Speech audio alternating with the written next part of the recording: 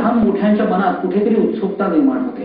Australia, America, Singapore, Thailand आणि विविध देशातल्या कधी न पाहिलेले प्रयोग आता पुणेकरांना पाहायला मिळणार आहेत। पुण्याचे जादूगार रघुवीर या पिता पुत्रांच्या कार्यक्रमामध्ये या आणि अशा 10 मोठ्या परदेशी जादू घेऊन आले पुण्याचे प्रसिद्ध रघुवीर जादूगार।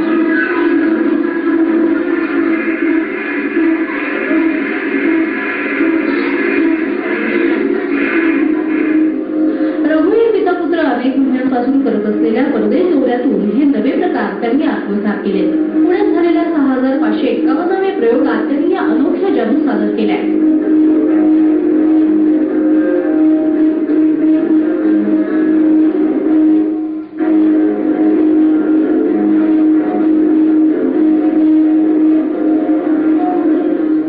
आतापर्यंत 5,500 प्रयोग झाले, जितेंद्रचे 1000 झाले, असे मिळून आमच्या दोघांचे मिळून 6,500 प्रयोग झाले आणि माझ्या वडिलांचे म्हणजे जादूगार रघुवीर सिनियर यांचे प्रयोग धरले तर सगळे मिळून जवळजवळ 11,000 पर्यंत प्रयोग आपले झालेले आहेत। जादूगार रघुवीर यांची ही तिसरी पिढी।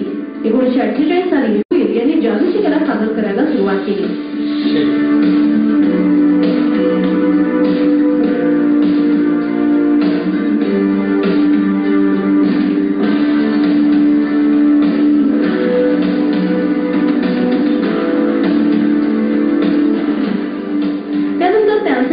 विजय रघुवीर यांनी ही कला पुढे जोपासली आणि आता त्यांची तिसरी पिढी म्हणजे जितेंद्र रघुवीर ही धुरा समर्थपणे सांभाळत आहेत।